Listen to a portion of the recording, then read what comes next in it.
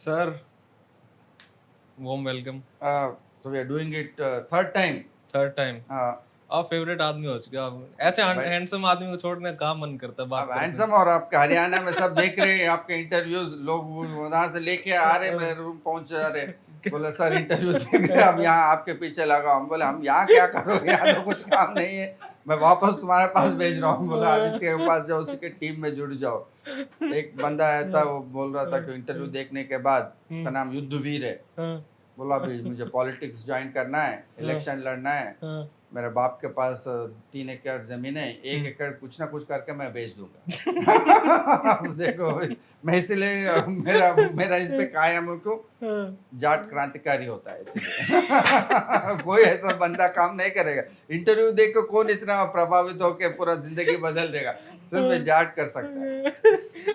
तो आपने लगे रहेंगे हम लोग जाट देवता की जय बोल जय जय पूरा। अब आगे करते हैं स्टार्ट। सर, भगवान मर चुका है,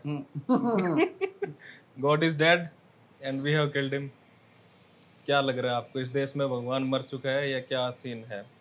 या फिर एक लाइन और आगे मैं इसको करूं कि भाई भगवान हमारी गलती है, हम भगवान की गलती है।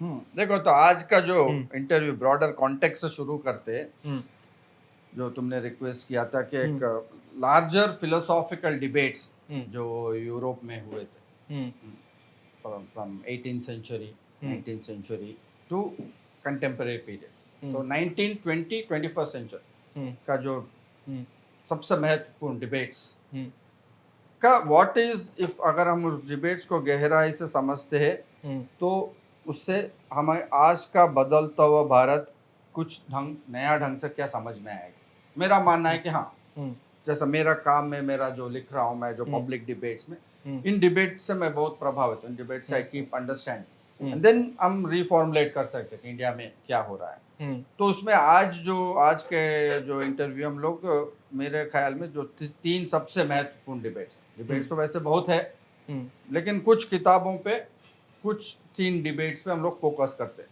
तो इसके through we can take it on and see why these debates are important, and इस डिबेट्स को समझने से इंडियन पॉलिटिक्स हमको बेहतर कैसे समझ में आए। ओके, सो पहला debate which I suggested to you was the Kant and Nietzsche debate. Both German philosophers 19th century, और उनका डिबेट क्या था। कांट का जो डिबेट था, कांट का जो आपका पहला उनका किताब है ग्राउंड वर्क ऑफ मॉरल्स, उस किताब में कांट का क्या जो रेवोल्यूशनरी, बहुत उस समय का, they thought that it was a revolutionary transformation that can't brought, that he said is morality universal. तो कांट का सर्च था कि अगर मोरालिटी यूनिवर्सल है, उस यूनिवर्सल प्रिंसिपल को आप कैसे पकड़ो। Okay, so he gave the theory that a priori to experience, जो हमारा जो रोजमर्रा का जिंदगी का एक्सपीरियंस से हटकर ऐसा कोई एक प्रिंसिपल होना चाहिए जिसे हम, कोई भी कॉन्टेक्स्ट हो दुनिया में, कोई भी कॉन्टेक्स्ट हो, या युद्ध का हो, या दो इंसानों के बीच में मतभेद हो, या कोई लड़ाई हो, जो भी कॉन्टेक्स्ट हो, उस प्रिंसिपल विल स्टैंड करेक्ट। तो कितनी रेलेवेंट है आज के दिन में? तो ये this was a Kantian notion of categorical imperative, इसको कहते हैं। मतलब उसका तो ऐसे ढूंढते ढूंढते जो है कांट ने एक ऐसा प्रिंसिपल डिस्कवर किया which is called every human being is an end himself. Okay, हर इंसान का इस दुनिया में एक महत्व होता है। क्यों?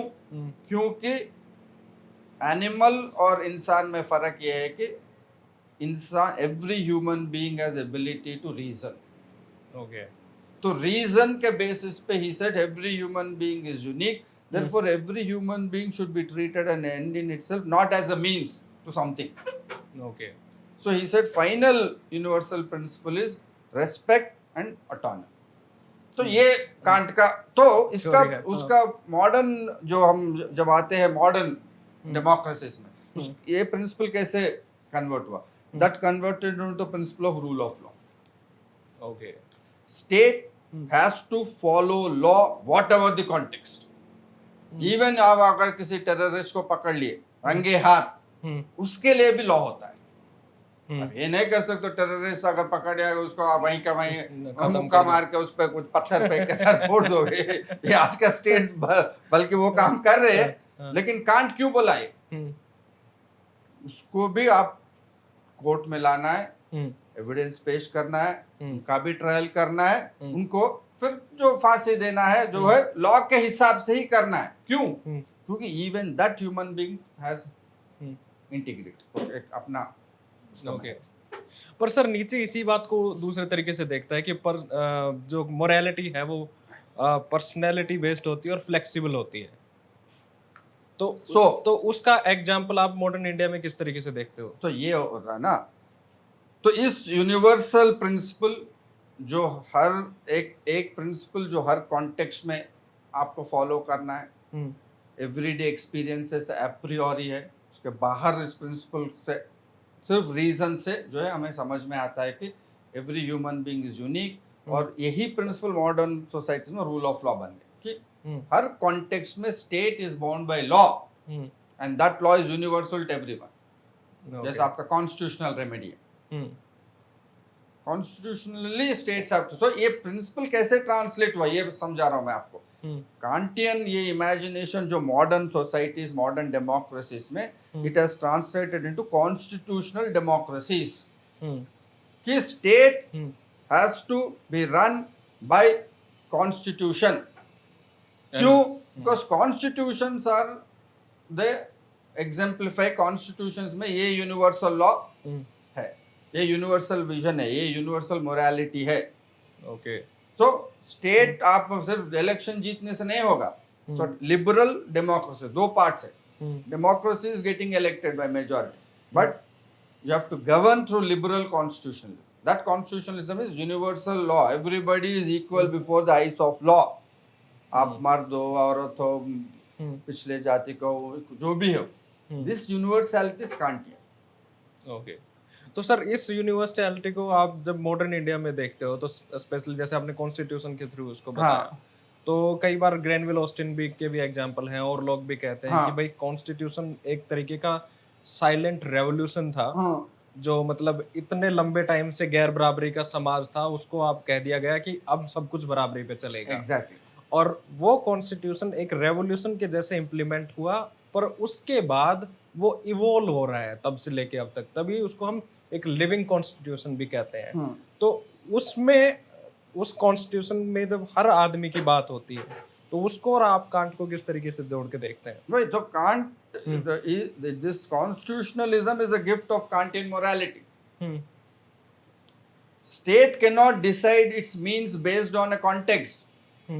आप वॉर में भी जा रहे हैं, वहां जिनीवा कन्वेंशन है, आप अगर एनिमी नेशन का सोल्जर्स को भी आप पकड़ ले तो मार नहीं सकते हो, उनका अपना राइट्स होते हैं। सो ये जो entire constitutional modern constitutional order of the 19th century came from in one sense Kantian, that कुछ रूल्स जो है परमानेंट है, they are universal, applicable to everyone in all context. ये एक modern rule of law, modern constitutional, modern rights, autonomy, choice, freedom, ये सारा values जो है डेमोक्रेसी में आ गया। अब 19th century के एंड में Nietzsche challenge this view, later Michel Foucault, and very strongly. उनका कहना है भाई ऐसा यूनिवर्सल मोरालिटी जैसा कोई चीज दुनिया में होता नहीं। वो तो फ्लेक्सिबल होती है, वो तो पर्सनल होती है एकदम। थिंग्स कीप ऑलवेज चेंजिंग, पहली बात ये। दूसरा इससे ज्यादा महत्वपूर्ण बात नीचे जो कहा, he said only that becomes a dominant principle which by those who have more power. Okay. तो ये सिर्फ कहने की बात है कि यूनिवर्सैलिटी है, यूनिवर्सली एवरीबॉडी एप्लीकेबल, ये सब तो आप इमेजिनेशन एब्स्ट्रैक्टली कह रहे हो, लेकिन कॉन्क्रीट दुनिया में जब आते हो चीजें ऐसे काम नहीं करती। फाइनली पावर वर्क्स, जिसके पास ज्यादा पावर है तो he calls it will to power. Power is the final reality. तो इवन इंसान के अंदर भी जो है देर आर कॉन्ट्राडिक्टरी विल्स, और which will win over the other depends on who becomes more powerful. So he calls Kantian thing as slave morality, like Christianity. अच्छा हारने वालों का ये मोरालिटी जो है, क्योंकि आप पावरफुल को एम्यूलेट नहीं कर सकते हो, पावरफुल जैसे बन नहीं सकते हो, तो क्रिश्चियनिटी कहा कि भाई एक थप्पड़ मार तो दूसरा दिखा दो, वो पूरा खा पी के मस्ती कर रहा तो तुम खाना छोड़ दो, फास्टिंग करो, जैसा हमारा गांधी जी यहाँ पे. Nietzsche didn't approve of all this, he called this is slave morality. इससे जो है this is not life affirming. ऊपरमैन का आइडिया दे फिर वो बाद में ऊबरमैन का जो है तो लाइफ अफर्मिंग नहीं, क्योंकि आप लाइफ का डिनायल है ये सब, खाना नहीं खाऊंगा, सेक्स नहीं करूंगा, वो नहीं करूंगा, क्योंकि आपके पास पहले तो है ही नहीं वो सब चीज. ओके जब नहीं है आप कह रहे हो नहीं करना चाहिए, उसको एक मोरालिटी बना दियो. और इससे क्या हो रहा है, जो इंसान अगर एक्चुअली एक्सपेरिमेंट करके अगर तरीका भी निकाले वो भी नहीं हो रहा है.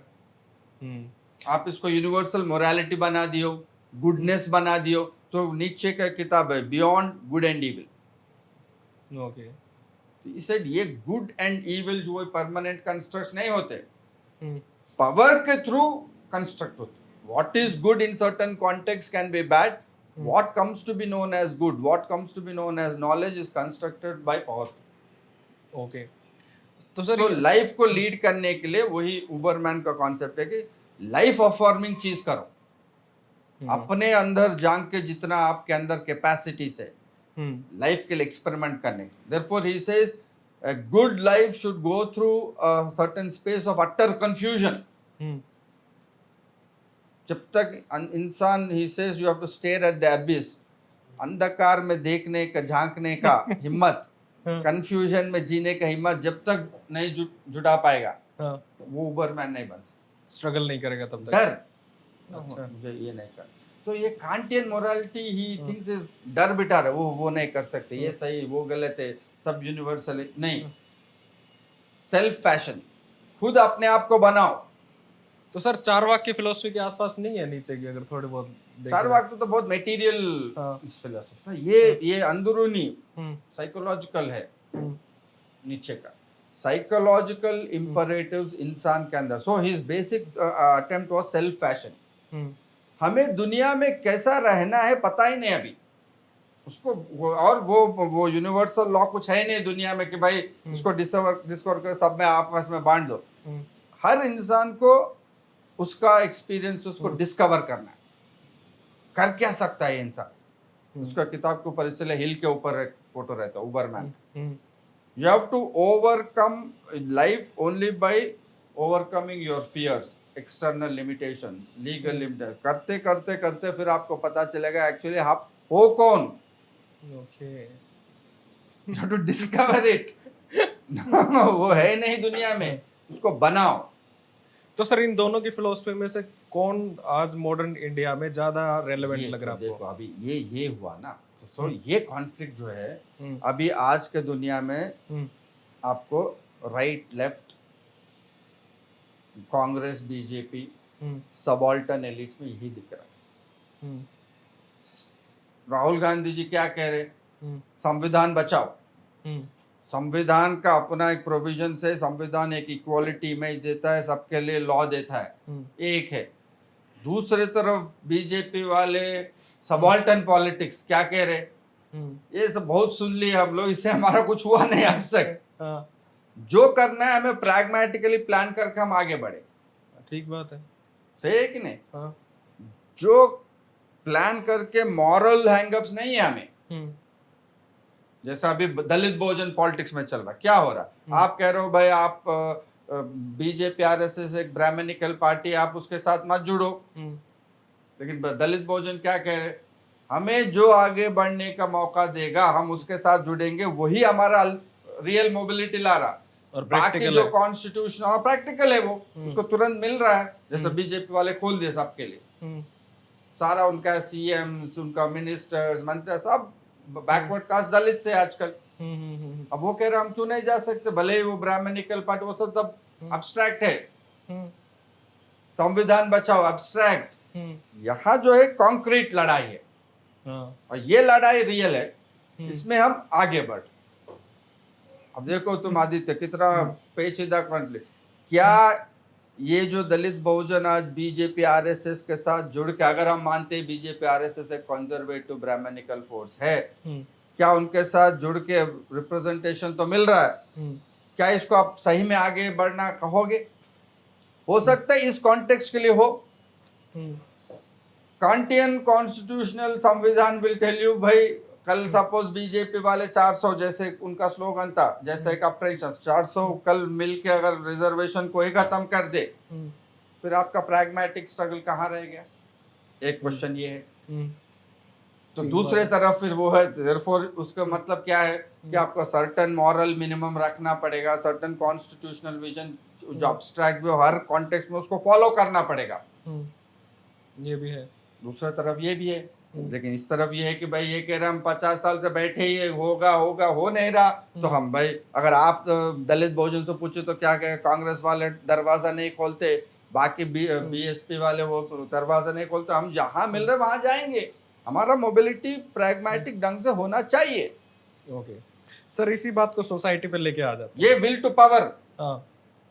पावर हमें चाहिए। इसलिए आज यूनिवर्सिटी में भी दलित बच्चे से पूछे तो गिनता है कितना डीन है, कितना हेड ऑफ द डिपार्टमेंट है, कितना फैकल्टी दलित है। एक ढंग से आप सोच सकते हो ये this is not the right way university should run, but उनका जहन में जो मोस्ट एक्सक्लूडेड ग्रुप है, उनको तो एक कॉन्क्रीट मोबिलिटी चाहिए ना।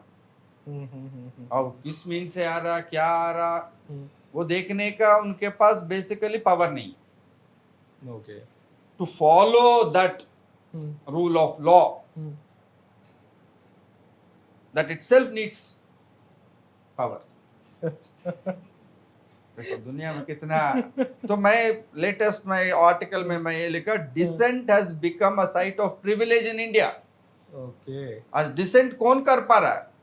Dissenting voice is Rahul Gandhi, dissenting voice is your brothers and sisters Jat बाइलो, to powerful groups in India. ये बैठेंगे, जो मैं पिछले हमारे इंटरव्यू में भी बोला, दलित बहुजन कह रहे हैं सर कौन बैठ सकता बॉर्डर पे 2 साल, जिसके पास पैसे हो, ताकत हो, समय हो, वो कौन है? हरियाणा में जाट है। तो ये कोई क्रांतिकारी नहीं है, ये पावर है, प्रिविलेज लोग है। ये कांट नीचे का डिबेट, समझ रहे हो? हम डिसेंट दिल्ली में सोच रहे हैं कि जस्टिस का स्ट्रगल है, नीचे वाले उसको पावर स्ट्रगल देखे। भाई ये डिसेंट ये लोग कर पा रहे, हम डिसेंट नहीं कर पाएंगे तो हमारा कोई सुनेगा नहीं। अगर हम कर भी दिए दलित या बहुजन होके, हमें कुचल देंगे, मेरे को हम सर्वाइव नहीं कर पाएंगे। इसी में फूको की बात याद आ रही है। हाँ। फूको कहता है कि रेवोल्यूशन जो है वो सोशल चेंज और सिस्टम चेंज और जस्टिस के लिए तो होता ही है, पर वो पावर के लिए भी होता है। तो Foucault, French philosopher, 20th century, was a greatly influenced by Nietzsche. अच्छा, He was a disciple, self-chosen disciple of Nietzsche. Foucault is an extension of Nietzschean philosophy. Nietzsche was German. Foucault 20th century. 20th century philosopher. Nietzsche says, Foucault says, Nietzsche का जो proposition है कि life जो है real time struggles में रहता है. So you have to treat it like a battlefield.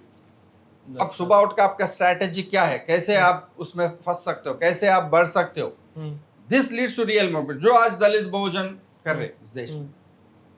तो सर आप एक चीज बताइए, इन तीनों फिलोसफर की फिलोसफी में गॉड का क्या रोल है? किसका? गॉड, रिलीजन और गॉड का, और हिंदुस्तान की पॉलिटिक्स में गॉड का क्या रोल है? उस तरीके से उसको कंपेयर करके। फिलोसॉफिकल क्वेश्चन ऑफ गॉड, जो नीचे का God is dead, and Nietzsche says that Kantian philosophy is nothing but replacement of God with morality. ये सिर्फ एक क्रिश्चियन थिंकर है, नीचे से कांट के बारे में, एक क्रिश्चियन फादर जैसा है। लोग उस समय जीसस का नाम देते थे, उसको हटा के ये मोरालिटी का नाम दे दिया। वही चीज आज कॉन्स्टिट्यूशन बन गया। देखो, God, morality, constitution is the new God. अच्छा, इतना मतलब कॉन्फ्लिक्ट, कितना स्ट्रेंज कॉन्फ्लिक्ट है फिलोसॉफिकली। तो नीट्शे सेज गॉड इज डेड, मतलब जो गॉड का मोरालिटी के थ्रू लोग अब विश्वास करना बंद कर दे, that God can not inform us of what is right and wrong. तो लोग सोच रहे कि ये इससे अनार्की बढ़ेगा, इससे क्या होगा, लेकिन नीचे saw new opportunity. Rigid systems of thinking अगर कोलैप्स हो जाए, सब लोग अपना अपना सोचने लगे, सब अपना क्रिएटिविटी फ्लो करेगा दुनिया में। जो हम अनार्की करके डरते हैं, लिबरल ऑर्डर, कॉन्स्टिट्यूशनल ऑर्डर, एक ऑर्डर चाहिए, बट इस ऑर्डर को ब्रेक करो, लेट एवरीबडी सेल्फ फैशन। मतलब that's why Foucault talks about thinking the unthinkable. He says my entire system is to break the received norms.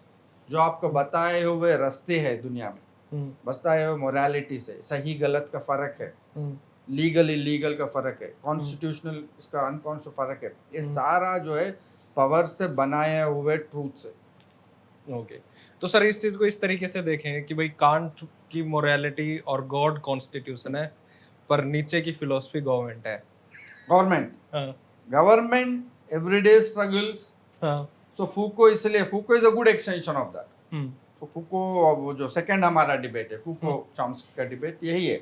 Chomsky का वो Kantian angle है, भाई लाइफ प्रोग्रेसेस लीनियर, आइडियलिज्म के तरफ रहना चाहिए, सही गलत का फर्क होता है दुनिया में, सही इज अबाउट जस्टिस, जस्टिस के तरफ बढ़ना चाहिए। फूको का उस बेसिक कंस्ट्रक्ट पे ही फर्क है। जो सही चीज दुनिया जिस समय मानता है, वो कुछ सही नहीं, कुछ नहीं होता है। जो पावर जो कह दिया वही ट्रूथ बन जाता, वही नॉलेज बन जाता। So there is nothing like an essence of knowledge. So he saw in all of these modes of control. Society का रेगुलेटरी पावर है ये सारा, सच करके, भगवान करके, मोरालिटी करके, नॉलेज करके, these are all ways to discipline, control human societies. So the best way to fight power. So he says power cannot be fought because आप कुछ भी आइडेंटिटी या कोई भी सच को अगर उजागर करना है, उसमें पावर का जरूरत है। Justice through power? No, it is through arresting fluidity, arresting multiplicity. Okay. आप सिंगुलर चीज को दिखाते हो कि ये सच है, ये सच कुछ नहीं होता है। वो सच comes at suppressing various other viewpoints, और वो पावर के थ्रू सच हो जाता है। वही बाद में हम जाके डिस्कवर करते सच कुछ नहीं। जैसे गे का एग्जाम्पल हो, all religions think gay being a gay is illegal, unnatural, impure. आज के दुनिया में सारा फिर रिवाइज कर रहे हैं अपना ओपिनियन। उस समय क्यों वो रिलीजन, क्योंकि वो पावर डोमिनेंट व्यू था। अब पूरा रिवाइज कर लेंगे तो इसमें सच क्या है? The conflict is the only reality. सच कुछ नहीं था उसमें, लेकिन लोग सच मान लिए, क्यों? उसका पावर था। ओके, उस थिंकिंग का पावर था उस समय। So same conflict we are seeing in Indian. तो ये भी एक बहुत पावरफुल इंटरवेंशन है Foucault. Hindutva in present context. अगर हिंदुत्व पे आना है तो Hindutva is a rare animal. उसको देखो, हिंदुत्व एक चीज हम लोग कह सकते हैं कि Hindutva belongs to the latter part, Nietzschean, Foucauldian. But Foucault मतलब इसको इतना आसानी से नहीं कर सकते क्योंकि Foucault was for multiple voices. तो हिंदुत्व नीदर इधर है ना उधर है। Neither they believe in universal morality, nor they believe in creative self-fashion. Hindutva is a representative of the crisis of our times. ये जो कॉन्फ्लिक्ट है दोनों विजन्स का, कॉन्स्टिट्यूशनल विजन और क्रिएटिव विजन का, प्रैग्मेटिक विजन का, इस विजन का क्राइसिस का फायदा उठाने वाला चीज हिंदुत्व है। Not that they have a solution or neither an understanding of that. ये जो लड़ाई चल रहा अभी, all of us are confused ना। एक समय पे आप ऑब्जर्व करें तो हमें लगेगा भाई कोई अगर कॉन्स्टिट्यूशनल मॉरल विजन नहीं है अच्छा बुरे का, तो फिर सब कुछ ठीक है फिर दुनिया में। तो सर इसी बात को अगर फूको कहता है कि we are a product of our society for times, everything is a construct. So he is total against that Kantian way of discovering। नहीं होता है, प्रोड्यूस होता है चीज। अच्छा, truth is produced। So power is also positive in that sense। So Foucault doesn't think power is negative, only negative। He says it's neither positive nor negative। okay, because even to produce a good thing you need power। to produce you need power, therefore he says power is everywhere। चारों तरफ आप power के घेरे में ही रहते हो दुनिया में. Okay. You can never overcome powerfully. एक बात आपने कही थी कि वैसे कोट है कि नॉलेज इज पावर, पर हमारे यहाँ उल्टा होता है कि power is knowledge. Power is knowledge हमारे यहाँ. फुको का कहना था कि knowledge systems are produce power के हिसाब से. सो यूरोपियन कॉन्सेप्ट था एनलाइटनमेंट एरा के, नॉलेज इज पावर. जिसके पास नॉलेज है वो पावर. हमारे यहाँ पावर इज नॉलेज ना, जो कुर्सी पे बैठ के बोले वही नॉलेज बन जाता है इधर. सर बाबू का जो नॉलेज है वही फाइनल है.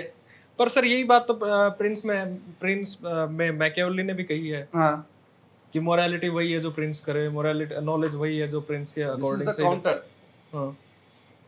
पावर के थ्रू नॉलेज आना, ये भी फुकोलियन भी बात यही है ना. पावर के थ्रू ही नॉलेज प्रोड्यूस होता है. नॉलेज जैसा कोई चीज परमानेंट नहीं है इस दुनिया में. उस कॉन्टेक्स्ट में जो टेक्नोलॉजीज, जो मेथोडोलॉजीज आप साइंटिफिक समझते हो, उसके थ्रू एक सच प्रोड्यूस करते हो, वो साइंटिफिक बन जाता है. तो सर इन दोनों फिलोसफी में को अगर कंपेयर करें आज के जमाने से और उसमें सोशल जस्टिस देखें तो वो कैसे है? तो दैट इज अ प्रॉब्लम ना. Now the conflict in the world that is going on is that ये दोनों ऑर्डर्स के बीच में जबरदस्त कॉन्फ्लिक्ट चल रहा है. लेकिन ये भी हो गया ना कि कॉन्स्टिट्यूशनल मोरालिटी का विजन जो है, जो एलिट्स के पास है. अच्छा. सोशल एलिट जो प्रिविलेज है, हम जैसे लोग, राहुल गांधी, कांग्रेस वाले, dominant groups want constitutional vision में ज्यादा विश्वास रखते. लेकिन जो नीचे तबके के लोग हैं वो प्रैग्मेटिक बैटल से ही जीत सकते हैं. हमें कोई कुछ देने वाला नहीं, ना कॉन्स्टिट्यूशनल स्टेट कुछ देगा, ना लॉस कुछ देगा, ना कोर्ट्स कुछ देंगे. कॉन्क्रीट बैटल्स हमें प्लान करना है. इसमें morality is a burden, it's not helpful. तो ये तो वही बात होगी कि poor can not afford morality. Poor can not afford morality. और पुअर सबसे ज्यादा मोरल भी होते हैं. मॉरल तो जो वो मोरालिटी तो डोमिनेंट मोरालिटी है ना. फिर डोमिनेंट मोरालिटी है. तो आज के परपेक्ट में यही कॉन्फ्लिक्ट चल रहा है ना. डोमिनेंट आप यूनिवर्सिटीज में देखो, सोसाइटी में देखो, क्यों बीजेपी आरएसएस बढ़ रहे. बीजेपी आरएसएस इस लॉजिक को पंक्चर किए बीच में.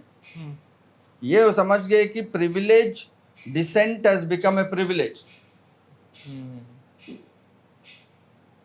सो Jat sitting on dissent on border, BJP वाले का जाके बोले देखो ये प्रिविलेज लोग बैठ रहे, तो डिसेंट प्रिविलेज बन गया. Subaltern have become pragmatic. पर सर जिस तरीके की हमारी सोसाइटी है उसमें तो जो सबाल्टर्न है, जो नीचे का तबका है, वो किस तरीके से डिसेंड कर सकता है जब उसका पेट ही ना भरा हो? तो वही क्वेश्चन है, सही क्वेश्चन. तो फिर उसको उसके लिए किस तरीके से पावर में हिस्सा कैसे? फिर बस क्वेश्चन वहां रुकता नहीं ना. तो ये बात देखो, एक सोशियोलॉजिकल रियलिटी है कि गरीब, दलित, वंचित, बहुजन, उसके पास इतना सोशल प्रिविलेज है ही नहीं कि वो एक प्रोलॉन्ग डिसेंट में बैठे. तो उसके लिए उसको कंडेम नहीं कर सकते. लेकिन ये बात भी सच है, बिना डिसेंट का, बिना इसका चेंज उसका क्या बेहतर होगा. तो अभी क्या एक ट्रांजैक्शनल नियोलिबरलिज्म के थ्रू जो मिल रहा, जहां मिल रहा, जो हो रहा, आप करते जाओ, करते जाओ, करते जाओ. क्या इसको हम मोबिलिटी मान सकते क्या? ये भी मोबिलिटी नहीं है ना. ये भी आप दबदबा में ही कर रहे हो ना. नहीं सर, वो मोबिलिटी हुई कैसे फिर? वो तो थोड़े टाइम के लिए एक तरीके. तो वही मैं कह रहा हूँ. तो ये मोबिलिटी, ये भी मोबिलिटी नहीं है. जो फूको नीट्शियन आइडिया है, प्रैग्मेटिक कैलकुलेशन के थ्रू आप आगे बढ़ते जाओ, वो कॉन्टेक्चुअली होगा. तो इनका कहना होगा कि everything is only contextual, long term कुछ होता नहीं है. वो चॉम्स्की का डिबेट में फूको का वही क्रिटिक है ना. लॉन्ग टर्म आइडियलिज्म कुछ नहीं होता किसी समाज. अच्छा. इंसान सुबह उठ के, फूको उसमें कहता ना, इंसान सुबह उठ के नहीं सोचता कि मेरा आज के लिए आइडियल क्या है, किस आइडियलिज्म से मैं आज जिंदा रहूं, जिंदगी भर आज का दिन कैसे काटूं. कौन सोचता है ऐसा? हम दिन बिताते, सुबह उठते, हर कॉन्टेक्स्ट में बिताते ना. अब तुम आए हो, तुम कैसे मेरे से बिहेव कर रहे हो, उससे मेरा रेस्पॉन्स होगा, है कि नहीं. मैं ये थोड़ी सोच के आऊंगा कि मैं आज के दिन पूरा साधु बन के अच्छा से रहूंगा, और आदित्य का कुछ भी बदतमीजी कर मैं साधु जैसा बोला, आओ आदित्य इंटरव्यू करें. नहीं करे तो मैं तुमको फेंक देता बाहर, लट मार के. तो मैं जाट बन जाता तुम्हारी जगह. तो लेकिन इसका मतलब एवरी कॉन्टेक्स्ट में वी डिटरमाइन और बिहेवियर. एवरी कॉन्टेक्स्ट में this is like a battle. पर ये बात राहुल गांधी को समझ क्यों नहीं आ रही कि भाई मैं 29 की लड़ाई लड़ रहा हूँ, मैं 34 की। अरे भाई तुम दोनों कह सकते हो। राहुल गांधी का कॉन्स्टिट्यूशनल संविधान बचाओ में एक सोशल प्रिविलेज का रिफ्लेक्शन है, एक कमिटमेंट है, इगैलिटेरियन। अगर उनका बात हम फेस वैल्यू पे ले ले और कह रहे हैं कि इगैलिटेरियन हम पावर डिस्ट्रीब्यूट करना चाहते हैं, वो भी तो एक लॉन्ग टर्म कमिटमेंट है। पर सर वो लॉन्ग टर्म तक पता नहीं कितनी आइडियोलॉजी चेंज हो जाएंगे, कितने पैराडाइम शिफ्ट होंगे। लेकिन बिना उस जंग के लॉन्ग टर्म विजन, एक यूटोपिया, एक कमिटमेंट, क्या तुम समाज में बदलाव ला सकते हो क्या? पर डे टू डे कैसे एंटी कॉलोनियल मूवमेंट का लो तुम, 100 साल चला ना गांधी का, या एक दिन में उठ कर बोला गांधी आज जो है कर दो, आज जितना है गांधी क्या बोला? वो नॉन कोऑपरेशन मूवमेंट से क्यों विड्रॉ किया? क्या आप गलती की हो, भले ही ये हो, मैं विड्रॉ करता हूँ। तो Gandhi is another good example of this Kantian moral. Universal morality को हम अपनाना है, वो रिलीजियस डॉक्यूमेंट्स में ढूंढ के निकाले। वही मोरालिटी जो है आज का क्राइसिस ये है। पर रियलिटी उतनी हार्श तो नहीं है। एग्जैक्टली वही हुआ ना कि अधिकांश लोग उस मोरालिटी को ना आइडेंटिफाई कर पा रहे ना फॉलो कर पा रहे। इसलिए जो राहुल का कैंपेन बहुत अब्स्ट्रैक्ट लगता लोगों का। आम जो आदमी रोजमर्रा जिंदगी जीने के लिए मर रहा है, उसके साथ सामने जाके बोलो संविधान बचाओ, तो क्या है संविधान? मुझे खुद को बचाने में लगा हूं मैं, संविधान कहां से बचाऊं मैं? और ये है क्या संविधान? इतना अब्स्ट्रैक्ट है। This is the Kantian critique, Foucault का क्रिटिक है, टू अब्स्ट्रैक्ट। अब्स्ट्रैक्ट इसमें, और Kant thinks it is moral because it's abstract. Sir मैं इसी को समझ रहे हो? ये बात समझो तुम। Kant thinks it is moral because it's abstract. Nietzsche and Foucault think it is power because it's abstract. थोड़ा सा और डिफाइन करो इसको। ये कॉन्फ्लिक्ट है। क्या कॉन्स्टिट्यूशन अब्स्ट्रैक्ट होने के वजह से एक आइडियलिस्टिक सोसाइटी बनाने का विजन यूटोपिया में दे रहा है, ये बदलाव लाएगा? या नीचे फूको जो कह रहे भाई ये अब्स्ट्रैक्ट इतना है तो आम जिंदगी से कोई मतलब ही नहीं है, लोगों को ना डेली बैटल से कुछ टच ही नहीं करेगा ये, ऊपर से और ऊपर से तुम जो है एक अब्स्ट्रैक्शन से मोरालिटी इंपोज करो, तो ऐसा मत करो। ये जैसे गांधी जी ने कहा नॉन कोऑपरेशन में गलत कर दिए। ये सिविलिटी एक बर्डन है मोरालिटी। तो ये मोरालिटी एमांसिपेटरी है, ये मोरालिटी सिविलिटी एक बर्डन है। आज के ये बड़ा पेचीदा है। हम देखो एक तरफ देखे तो वो लगेगा आपको बिना कॉन्स्टिट्यूशन का, एंटी कॉलोनियल मूवमेंट, बिना कोई विजन का आप कैसे तुम अंग्रेज को हटा दे? एक प्रॉमिस था ना नया इंडिया का, तभी तो हर रंग के लोग उसमें जुड़े। Gandhi became symbol of that moral utopia. Sir मैं इसका काउंटर आर्ग्यूमेंट देता हूँ। जैसे आरएसएस का हिंदू राष्ट्र का फिलॉसफी है, वो भी बड़ी एब्स्ट्रैक्ट है, उसकी कोई पर्टिकुलर एक डेफिनेशन नहीं है, वो बड़ा एक वेग आइडिया है। तो वो कैसे इंप्लीमेंट कर पा रहे हो चीज को? पर्टिकुलर तो वो भी नहीं बता पा रहे ना कि हिंदू राष्ट्र कैसा होएगा या क्या होएगा, पर अल्टीमेट गोल तो उनका भी वही है। क्वेश्चन ये भी पूछना पड़ेगा ना फिर, वो तुम्हारा क्वेश्चन में ही एक आंसर छुपा हुआ है। तो क्या लोग इसलिए मोबिलाइज हो रहे हैं क्योंकि वो हिंदू राष्ट्र बनाने वाले हैं? People also not impressed ना, is not inspired by Hindu राष्ट्र। वो हिंदू राष्ट्र यूटोपिया बनाते वक्त वो एक प्रैग्मेटिक बेनिफिट्स भी दे रहा है आपको, डेली चावल दे रहा है, डेली वेलफेयर, हटा के दिखाओ कितना हिंदू राष्ट्र चलेगा।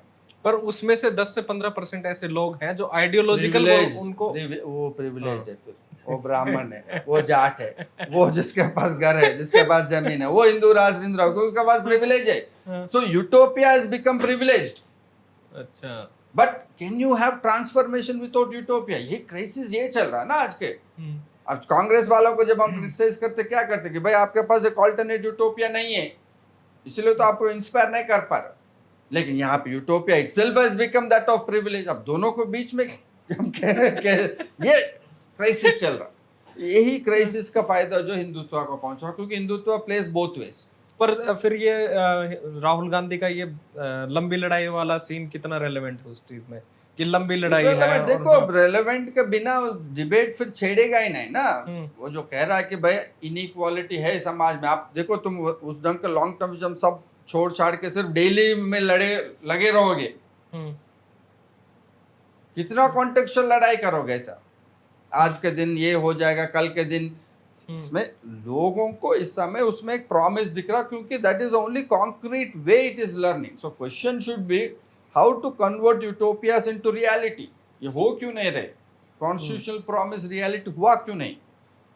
डिबेट ये होना चाहिए था, ये नहीं कि कॉन्स्टिट्यूशन. अभी ये डिबेट के जगह हिंदुत्व वाले आके इस क्राइसिस का फायदा उठाते हुए कह रहे कॉन्स्टिट्यूशन को ही हटाओ, हर मॉरल विजन को हटाओ. ये नीचे एक वर्जन ऑफ नीट्शियनिज्म है, ये उसको हटाओ, इसको हटाओ, सब हटाओ.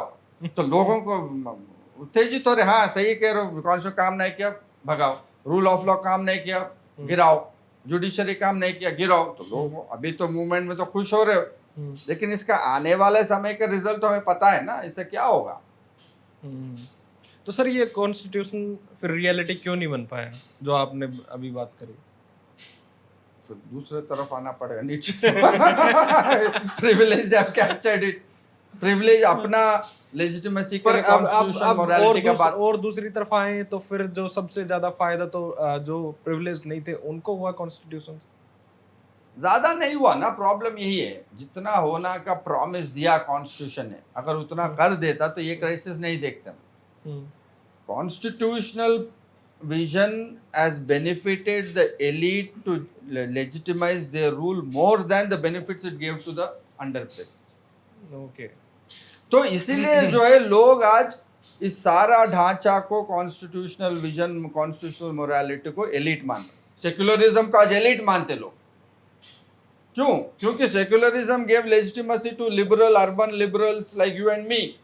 हम यहाँ बैठ के बोले भाई सेक्युलर बनो, उसका डेली का लड़ाई उधर कुछ और है. पड़ोसी कोई है, ये कोई है, मुसलमान है, बगल वाला दलित है. हम बोले नहीं लड़ो मत, आराम से रहो. हम तो किसी के साथ रह नहीं रहे, सिर्फ हम अच्छा अपना इनक्लेव्स में रह रहे, उसको भाषण दे रहे, रहो रहो रहो. वो एक दिन उठा कर फेंका, चलो ना सेक्युलर हूं मैं ना कुछ हूँ. एक गिल्ट बना के रखा ना एलिट ने, सेक्युलर हो कि नहीं, तुम सेक्युलर हो कि नहीं. आज एक ऐसा चीज आ गया जिसको आप एक मॉरल फ्रेम समझ रहे हो, उसी को उठा के फेंक दिया उसने. तो sir morality is dying then? Morality of certain kind, morality will not die. Morality of certain kind which has been identified as elite. तो इसलिए लोग बोल रहे हैं ना कॉन्स्टिट्यूशनल, ना लीगल, ना सेक्युलर. आज तुम किसी को बोलो अब तुम सेक्युलर नहीं हो तो वो उसको कोई गिल्ट नहीं है बोलने में कि हाँ मैं सेक्युलर नहीं हूँ. 20 साल पहले ये गिल्ट था, ये guilt which benefited the elites. Okay. तो ये फ्रेमवर्क बनाया कैसे गया है फिर? कोई बनाता नहीं है आदित्य. देखो हिस्टोरिकल जो मोशन आया, जैसा मैं कांट से समझाया, कांट ने एक कॉन्टेक्स्ट में अब्स्ट्रैक्ट मोरालिटी का बात किया. एक विजन चाहिए दुनिया को, इसी that has given constitutional rule of law which has benefited ना. आज आप एक प्रिंसिपल तो बन गया कि आप किसी दलित को या किसी ब्लैक को आप अनअकाउंटेबली मार नहीं सकते हो. प्रिंसिपल तो बना दुनिया में. और दूसरे तरीके से मार सकते हो, बस वो स्लो पॉइजन जैसा कुछ और कर सकते हो, लॉ वायलेट हो सकते हो. तो अबे हमें करना क्या है? इसको स्ट्रेंथन करना है. इज इट द फ्यूचर, या ये सोचना है इतना वीक है इससे कुछ होने वाला नहीं है? रियल बैटल्स तो एवरीडे बैटल्स है लैंड के ऊपर. तो सर ये जो पावर होती है ये ट्रांसफर कैसे होती है इंस्टीट्यूशंस के थ्रू, और मीडिया का उसमें क्या रोल है? मीडिया और इसमें चॉम्स्की और उनका डिबेट के अकॉर्डिंग तो ये डिबेट अभी चॉम्स्की और पूरा लेफ्ट और इनका सोचना, लिबरल कॉन्स्टिट्यूशनलिज्म, आज का जो डिवाइड है, इनका सोचना है without these ethical moral principles तुम पावर ट्रांसफर नहीं कर सकते. तो गांधी बिलीव भाई डोमिनेंट ग्रुप्स को अकाउंटेबल बनना होगा तभी जाके पावर. लेकिन रियलिटी में ये कह रहे हैं कहीं पे भी डोमिनेंट ग्रुप्स ना अकाउंटेबल बन रहे, ना कोई ज्यादा सेंसिटिव बन रहे, इस मोरालिटी का बात कर रहे लेकिन कुछ प्रैक्टिस नहीं करते कहीं पे. कितने अपर कास्ट लोग जो लेफ्ट लिबरल प्रोग्रेसिव है जो अपने कास्ट के बाहर शादी करते. आपका कंफर्ट जोन में रहते हुए आप सेक्युलर कॉस्मोपॉलिटन का बात करते हो.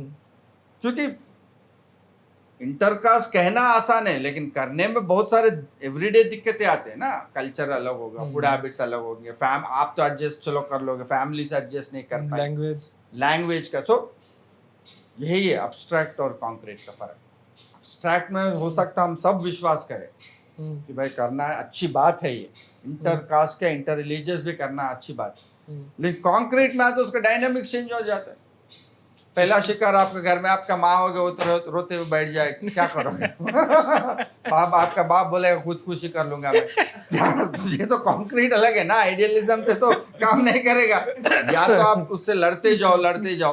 कुछ लेफ्ट लोग ऐसे करने वाले एग्जाम्पल्स है। अब लड़ते लड़ते होता क्या है, आप इतने अकेले पड़ जाते हो दुनिया में, फिर ना माँ ना बाप ना बिरादरी, कुछ नहीं बचेगा ना, और वो जो रिलेशन है वो भी कोलैप्स हो जाएगा।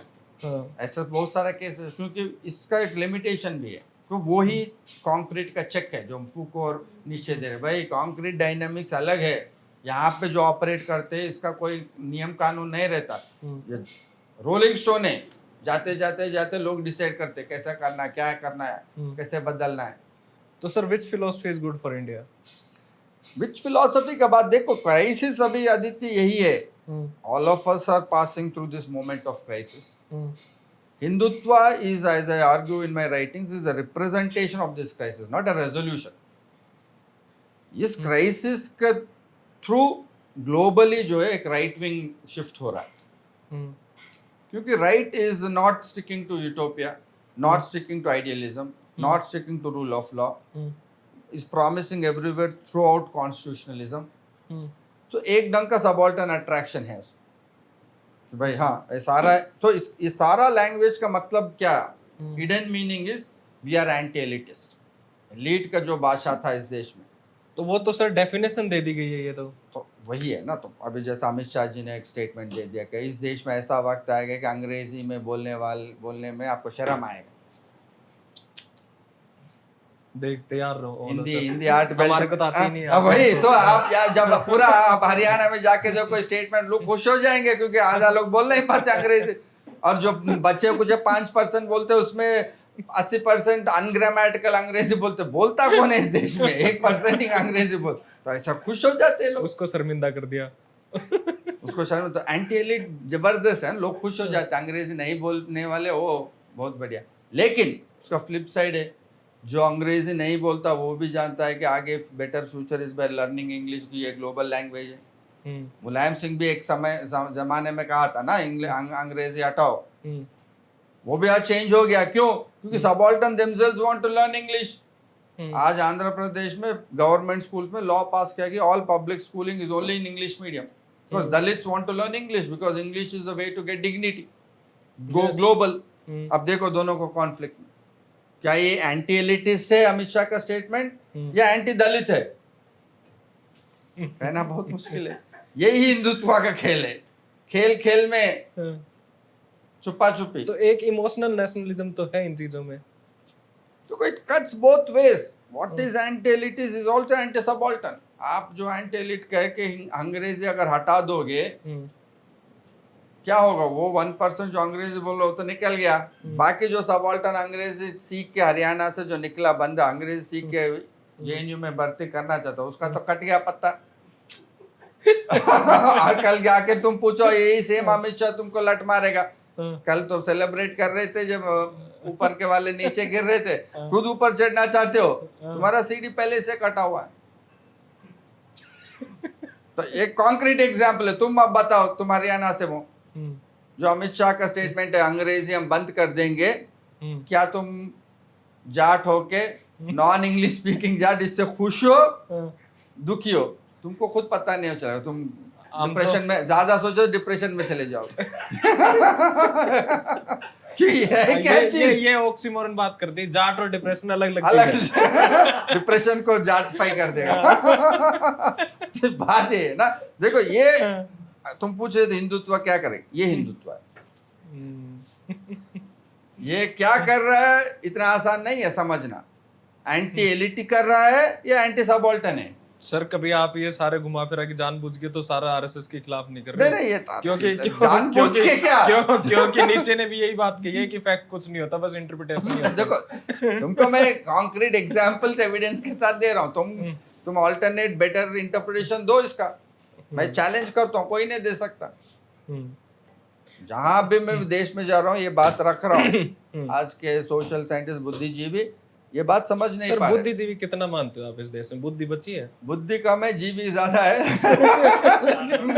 ले ये कॉन्टेक्स्ट ऐसा बना दिया, पर विलन बन चुके हैं बुद्धिजीवी तो। बना दिए ये लोग। लेकिन देखो ये- उसमें भी ये- देखो ये- उसमें ये- दूसरा हाँ। पॉइंट है, बताओ। जैसे बुद्धिजीवी लोग इस कॉम्प्लेक्सिटी को जो प्रोग्रेसिव बुद्धिजीवी नहीं समझ रहा, इसलिए उनका क्रिटिसिज्म करना एक है।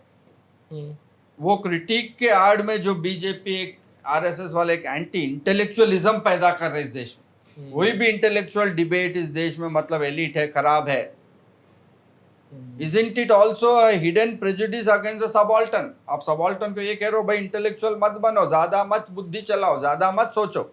ये आरएसएस वाले क्यों कहते हैं? क्योंकि वो पहले से उसे इनके पास बुद्धि नहीं है। तो ये नहीं, आरएसएस वालों के पास तो बुद्धि है सर। इनका नहीं, लोगों के पास नहीं है, वो सोचते हैं। तो ये दूसरा एग्जाम्पल, एंटी इंटेलेक्चुअलिज्म जो चल रहा आज के देश में पूरा, क्या ये अच्छी बात है कि एंटी इंटेलेक्चुअलिज्म जो इंटेलेक्चुअल जो ऑलरेडी है उनको आप क्रिटिक कर रहे हो, उनका मजाक हो रहा हो, खिल्ली हो रहा हो, ठीक है, अच्छी बात है। और एंटी इंटेलेक्चुअलिज्म का इम्पैक्ट क्या होगा पब्लिक यूनिवर्सिटी से देख रहे हो क्या हाल है आज के देश में। ये तो खत्म कर देगा देश को, ये एज ए सोसाइटी उसको तो डिक्लाइन करेगा। फिर ये बात है ना, अब आ गया है ना उड़ पहाड़ के नीचे। अभी जो तुम उड़ रहे थे अब आ गया है ना नीचे। ये होगा, तुम्हारा भाई कहीं एडमिशन नहीं होता, यहाँ एडमिशन भी चाहते हो, जेएनयू को गाली भी देना है, जेएनयू के प्रोफेसरों को भी ये करना है, लेकिन एडमिशन यही लेना है। क्यों? ताकि चेंज कर सके जेएनयू के प्रोफेसर। आरएसएस वालों का भी यही है, भर्ती यही करना है। भाई इतना खराब जगह है तो फिर मत आओ। ये है ना विडंबना। एंटी इंटेलेक्चुअलिज्म जो कह रहा वो अपना डिफिडेंस से भी कर रहा, तो खुद इंटेलेक्चुअल बन नहीं पाया। और कहीं ना कहीं एक सही क्रिटिक भी है कि intellectualism should not be the repository of few caste, few groups, few English speaking elites. ये सही क्रिटिक है। इसको दिखाते हुए क्या पूरा एंटी इंटेलेक्चुअलिज्म बनाओगे? ये सही है क्या? ये भी है। पर सर इसमें जैसे हम सोशल जस्टिस की बात कर रहे थे, तो मैंने दोबारा वही क्वेश्चन है कि पावर अपने आप को मीडिया और इंस्टीट्यूशंस के जरिए कैसे ट्रांसफर करती है आम लोगों के दिमाग में, उनको कैप्चर करने के लिए। देखो इस पावर का दो डायनेमिक्स होता है, एक मटेरियल, दूसरा आइडिएशन। तो ये हमारा तीसरा डिबेट था जो हम लोग आज डिस्कस करना है, तो फ्रेजर और हॉनेथ का डिबेट यही है। क्या power is located in material, which means economic opportunities, resources, land, money, or is power located in recognition, कि आपको dignity मिलने। This is the two dimensions. और दूसरा, does power change through material dynamics or through imagination? Okay, तो ये पहला एक ऑनेथ का जो हेगेलियन, वो सोचते हैं कि भाई dignity is the main issue, आपका इमेजिनेशन, आपका खुद का representation is the main issue. Fraserian being a Weberian Marxist, she thinks material change आना चाहिए, सिर्फ सोचने से नहीं होता सब चीज। तो तीसरा बहुत कॉम्प्लेक्स डिबेट है ये, पावर किस तरफ कैसे चेंज होगा। अगर आपको इंस्टीट्यूशंस को भी चेंज करना है तो कौन चेंज करेगा? उसमें फिर इमेजिनेशन चाहिए। तो लोग जब पावर का शिफ्ट मानते हैं, फ्रेजर और हॉनेथ का डिबेट का यही है, क्या लोग सिर्फ मटेरियल रिसोर्सेज मांग रहे हैं या मटेरियल रिसोर्सेज खुद इसलिए मांग रहे क्योंकि उनको डिग्निटी चाहिए, रिकॉग्निशन चाहिए। अच्छा, ये घुमा फिरा के वहीं पे आ गई बात। हाँ, ये डिबेट है ना, थर्ड डिबेट जो हम लोग सोच रहे हैं, नैन्सी फ्रेजर और एक्सल हॉनेथ। तो सर ये हॉनेथ एंड फ्रेजर का जो मॉरल डिबेट है वो है क्या चीज? वो पूरा वो एक पर्सपेक्टिव में नहीं, बड़ा सा डिबेट। देखो हम लोग दो डिबेट तो कवर कर चुके हैं, कांट, नीत्शे और फूको, चॉम्स्की। थर्ड डिबेट ये है जो सबसे महत्वपूर्ण आज के कॉन्टेक्स्ट में, ये फ्रेजर हॉनेथ का डिबेट। फ्रेजर कहता है कि आज के 21st सेंचुरी में जस्टिस का मतलब है there are two dimensions of justice. Okay? Recognition is one dimension. Recognition मतलब to get dignity, to get respect from others. This is one dimension. The other is redistribute, to get economic opportunities, mobility, resources. हॉनेथ का बड़ा interesting critic है इसका। वो कहता है कि देखो दुनिया में लोग मटेरियल बेनिफिट्स को भी इसीलिए मांगते हैं क्योंकि दे दैट लीड्स टू डिग्निटी. अच्छा. मटेरियल बेनिफिट्स अपने आप में कुछ मीनिंग नहीं होता है. हम्म. नहीं तो आप so the question is there is injustice in material benefits not because there is material deprivation because there is an intentional moral injury of those. तो कोई चाहता है कि आपको materially deprived रखे, उसमें वो injustice है. तो he gives this good example. Suppose Gandhi voluntary poverty में रहा है, क्या उसके साथ injustice हो रहा है? उसमें कोई injustice का बात नहीं है. क्यों? Material deprivation है, लेकिन injustice नहीं. क्यों? क्योंकि voluntarily कर रहे, ना कि कोई और दबा के आपको deprive. So material deprivation में दबा के dignity छीनना is a main issue for people, not material deprivation itself. Therefore, all notions of justice should be linked towards how to give dignity and respect Okay. to the people. तो sir इसमें India के system में ये social justice की अगर बात करें इसी के डिबेट के थ्रू, तो वो कैसे इम्प्लीमेंट हो सकता है और वो कैसे इसको आप देखो इसमें यही दो जो अलग अलग मुद्दे हैं ना कि एक ढंग से हॉनेस्ट का कहना सही है कि सब चीज में जो है डिग्निटी का इश्यू है, जॉब में भी. लेकिन फ्रेजर का कहना ये है कि सिर्फ तुम सब्जेक्टिव फीलिंग, सो अब तुम सिर्फ ये जान के जाओगे कि डिग्निटी उसमें है या नहीं, उसका फीलिंग ऑफ रेस्पेक्ट मिल रहा है कि नहीं, वो सब्जेक्टिव फीलिंग से तो आप पूरा जस्टिस नहीं बना सकते हो ना. Justice have to have also institutional objective arrangements. आपको क्या लग रहा क्या नहीं लग रहा उससे हटके होना चाहिए जस्टिस. ओके. तो सर वो जो जैसे मैक्रो और माइक्रो की बात करती है, इंट्रापर्सनल और वो उसको आप कैसे देखते हो? तो that's what there are two layers.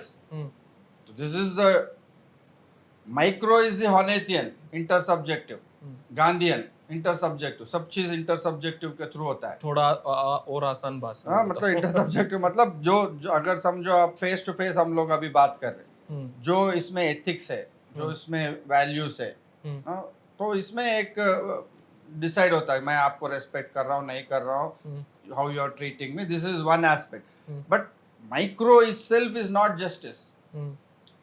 We should have objective norms and institutions where irrespective of subjective feeling that should be available for equal opportunity for everyone. That is where you need macro institutional frame.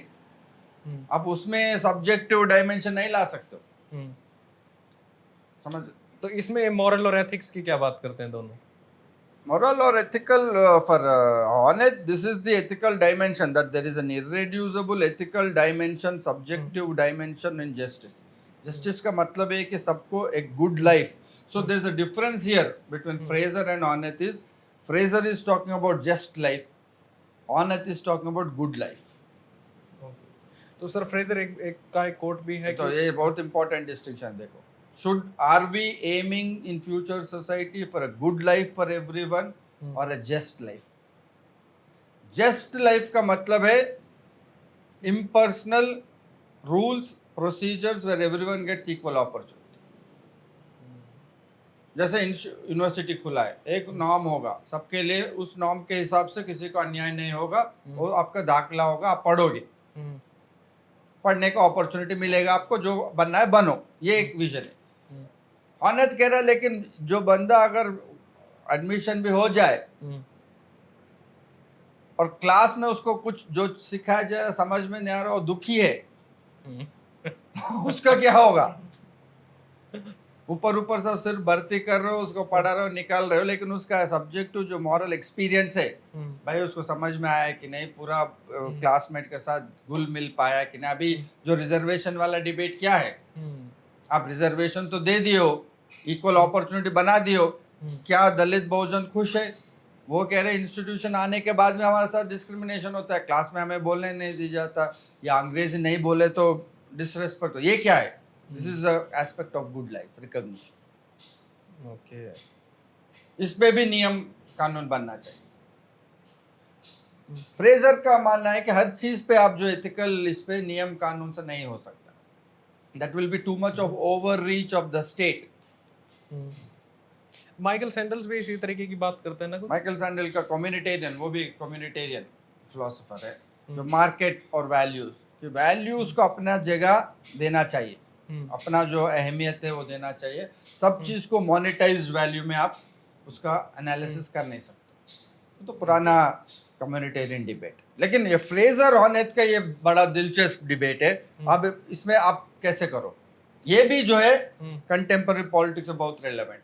आज जो national education policy आया है BJP RSS का, वो एक हॉनेथियन perspective लेके कह रहे हैं भाई सिर्फ एडमिशन दाखला देना नहीं, not just admission, we want also you to be learners और लर्नर्स टुवर्ड्स गुड लाइफ। तो आपको योगा सिखाएंगे, प्रैक्टिकल चीजें सिखाएंगे। अभी नया कोर्स इंट्रोड्यूस कर रहे हैं, how to face stress if you have a breakup. एक कोर्स है, एक तुम्हारा तो हुआ नहीं ब्रेकअप तो तुम्हारा जरूरत नहीं है तुमको इसके कोर्स का, एक नया कोर्स है। अब why are they saying all this yoga चाहिए क्योंकि आप हेल्थ रखो, हाउ टू मैनेज स्ट्रेस एक नया कोर्स है। अच्छी बात है। अब तो तुम्हारा अब इमीडिएट योर रिस्पॉन्सेज अच्छी बात है क्योंकि प्रैक्टिकल चीजों को अगर नहीं सिखा रहे, एजुकेशन का एक प्रॉब्लम था ना, अब पूरा एक मैक्रो पिक्चर लेके चल रहे हो तो ये माइक्रो वाज, लोगों को स्ट्रेस मैनेज करना नहीं आता, ब्रेकअप में क्या करना नहीं आता, सब है, इमोशनली डील नहीं करना, इमोशंस को डील नहीं करना आता है। तो अब देखो इसमें क्या है, इमोशंस को डील करते करते स्टेट इतना भीतर घुस जाएगा, तुमको कल से बताएगा तुम ये करो ये मत करो, ऐसे शादियां करो तो खुश रहोगे, योगा करे तो ही खुश रहोगे। सपोज इसको करते करते स्टेट इसको कंपलसरी बना दे, खतरनाक सीन हो जाएगा फिर तो। क्या होगा? और ये बोलेगा कि ब्रेकअप बहुत खराब है इमोशनल लाइफ के लिए, ब्रेकअप जैसा चीज होना ही नहीं चाहिए, मातृ पितृ दिवस लगे रहो, 7 जन्म का रिश्ता हो सकता, पिछले जन्म भी यही आदमी तुम्हारा, अब किसी जाट के साथ लग गया तो छोड़ेगा नहीं वो, फिर उसका लड़की का क्या होगा सोचो, 7 जन्म से पहले। तो इसमें फ्लिप साइड ये है गुड लाइफ का कॉन्सेप्ट का प्रॉब्लम ये है, ये मार्था नुसबॉम ने भी पॉलिटिकल इमोशंस किताब में लिखी है कि इमोशंस का चर्चा होना चाहिए, जरूरी है, इमोशनल डायमेंशन ऑफ लाइफ जरूरी है। लेकिन ये दूसरा प्रॉब्लम, मैक्रो में गए तो हम डील कर नहीं पा रहे। तो ये आप जाकर देख रहे हो आज के JNU जैसे यूनिवर्सिटी में कितना मेंटल इश्यूज बन गए, इमोशनल इश्यूज टुडे। वो तो मेंटल पहले से ही है इशू मेंटल हेल्थ के इश्यूज आजकल नहीं है, वो आपके जमाने से ही चल रहा है। मेंटल हेल्थ के इश्यूज जो इतना बढ़ गया JNU में, JNU से हर जगह आपका यंग में देखो आप, मेंटल हेल्थ इश्यू स्ट्रेस बढ़ गया। तो अब एजुकेशनल इंस्टीट्यूशन स्टेट का इसमें क्या रोल रहना चाहिए, पेचीदा प्रॉब्लम है ना। आप सिर्फ इंस्टीट्यूशन बना रहे हो, रूल बना रहे हो, रिजर्वेशन बना रहे हो, लेकिन वो आके उधर डिप्रेशन में जा रहा है क्योंकि रेस्पेक्ट नहीं मिल रहा, या पढ़ाई समझ में नहीं आ रहा, या एंग्जाइटी ऑफ सेटलमेंट है। पहले हम इसको मानते थे पर्सनल इश्यू से, अभी इतना मास बन गया क्योंकि नो लॉन्गर, अब जैसा इंग्लैंड में they have officially opened Ministry of Loneliness. They are now officially agreed loneliness is an epidemic. जैसा कोरोना एपिडेमिक है, loneliness is an epidemic in England. हमने भी तो कोऑपरेशन किया है। हाँ? मिनिस्ट्री ऑफ कोऑपरेशन हमने हाँ, मिनिस्ट्री ऑफ कोऑपरेशन तो वो कोऑपरेटिव से कोऑपरेशन है, वो कोऑपरेटिव को कोऑपरेशन कर दिया। वही अंग्रेजी वाला प्रॉब्लम है जो नहीं सीखे तो यही होगा। तो दूसरों अरे थोड़ा सार्काज्म भी समझा करो यार। तो प्रॉब्लम वो है उसमें, अंग्रेजी जान के क्या करोगे कि सार्काज्म ह्यूमर ही ना समझ पाओ। अरे वो लगाने का वो कंफ्यूजन था, या अंग्रेजी का प्रॉब्लम था, मुझे समझ में नहीं आया, लेकिन वो नामकरण जो है नॉमेनक्लेचर गलत है। तो दूसरा प्रॉब्लम ये आपका लोनलीनेस का जैसा नया प्रॉब्लम हो रहा है। ऑनेथ का good life will tell you have to consider this for a good life. Persons can sir एक सिंपल क्वेश्चन है, क्या एक इंसान स्टेट के अंदर खुश रहेगा या एक कंप्लीट लिबरेशन के अंदर खुश रहेगा? अब देखो फुकोल्डियन इमेजिनेशन तो है ही कंप्लीट लिबरेशन, लेकिन फ्रॉइडियन आर्गुमेंट है कि human beings don't like freedom because with freedom comes responsibility. इसलिए जो अब अगर दूसरा पहलू ये अथॉरिटेरियन रेजिम्स को लोग इसीलिए पसंद करते क्योंकि कोई पैटर्नल फादर फिगर आके कह देता मैं सब कुछ करूंगा, तुम्हें सोचने का जरूरत नहीं। वो करेगा कि नहीं करेगा अलग बात है, लेकिन ये कहना ही लोगों को खुश, जैसा फैमिली में फादर कह देता मैं जिम्मेदारी उठाता हूँ, तुम्हारे लिए अच्छा है, ये अच्छा है। झंझट छोड़ो तुम। सोचना, इतना रिस्क लेना, फ्रीडम का मतलब यही है ना, risk. Freedom is also risk. तो जो फूको और नीचे कह रहे, continuous innovation, continuous self fashioning, continuous experiment, do human beings want to live like that? Okay, जैसे सर फ्रेजर का ही एक वो कोट है कि the old is dying and new can वो नॉट तो डाउन। ग्रामशी का कोट है ओरिजिनल, वो फ्रेजर का नहीं, वो अच्छा, वो ग्रामशी से ग्रैम्सी, बहुत घुमा फिरा के हमारी सारी बातें ग्रैम्सी पे ही आ जाती हैं। हाँ, ग्रामशी सेड द कैसा लगता है वो बंदा आपको? Old is dead, new is yet to be born, and this is a time for moribund evil demons to come out. Sir इसी थॉट को मैं हरियाणा के कॉन्टेक्स्ट से पूछता हूँ कि the old is dying and new can not born, उसका आप क्या? Congress is dying and new कुछ ऑल्टरनेट है। ये हरियाणा क्या पूरा देश में चल रहा, देखो नहीं एक सर, एक crisis। बार हरियाणा के हिसाब से बताओ। पूरा इंडियन क्राइसिस यही है। Old imagination of the Congress, जो लेफ्ट सेंट्रिज्म, लिबरल कॉन्स्टिट्यूशनलिज्म के इमेजिनेशन इज डाइंग, लेकिन नया ऑल्टरनेटिव कुछ उभर के नहीं आ रहा उसके जगह। ये हरियाणा का कॉन्टेक्स्ट है। इसीलिए जो है Gramscian framework, Hindutva is the demon, खतरनाक तरीके से खतरनाक, क्योंकि ये जो इन बिटवीन चीजें कह रहे हैं ना, जैसे ही अभी अंग्रेजी का एग्जांपल दिया, सारा जो एग्जांपल्स मैं दिया, Hindutva is not trying to resolve the crisis in a positive way. That's also an interpretation. हो सकता है people might, but they have to prove it, right? They have to give an evidence. 10 साल में कौन सा ऐसा क्राइसिस बेटर किया, कौन सा रेजोल्यूशन किया, which direction are they taking? You will never have clarity. और जितना दिन ये राइट विंग का हेजमनी बना रहेगा, it will grow on the base of confusion, not by giving clarity. आपको समझ में नहीं आएगा, इधर कर रहा उधर कर रहा, एंटी एलिट है, एंटी सबऑल्टर्न है, कॉन्स्टिट्यूशनल है, इलीगल है। भाई आप कॉन्स्टिट्यूशन हटाओ तो क्राइम भी तो बढ़ सकता है देश में। हाँ, सब कुछ हो सकता है क्राइम। हाँ। अगर कॉन्स्टिट्यूशनल एलिट के साथ एलिट को बड़ा हटा सकते हो, लेकिन क्रिमिनलिटी भी तो may not lead to subaltern empowerment, it may lead to more criminality. Obviously. तो ये सारा क्वेश्चंस का स्पेस इस देश में होना चाहिए। The citizen democracy is about a dialogue, लेकिन इसीलिए वो डायलॉग को भी दबा दे रहे। भाई कोई क्रिटिक नहीं होना चाहिए, कोई विपरीत में बात नहीं कर सकते। होगा क्या फिर? डायलॉग भी नहीं है, कॉन्स्टिट्यूशन वो दवा इस तरीके से रहे कि डायलॉग करने वालों को आपने देख लिया, वो किसी काम के नहीं है आपके। देखो उसमें कुछ हद तक सच्चाई है, पूरा इतना तुम उस पे तुम खुश हो जाते हो, तुम्हारा यही प्रॉब्लम है। ये सुनते ही तुम्हारे साथ साथ खुश भी होते हो, क्वेश्चन पूछने के साथ साथ। ये देश में भी यही हाल है। जेएनयू में एंट्रेंस नहीं मिला, मैं दुखी हूँ, समझ सकते हो। इसके वजह से जेएनयू को ही गिरा दो, ये दूसरा चीज है ना, ये आतंकवादी सोच है। ये आजकल ये चल रहा।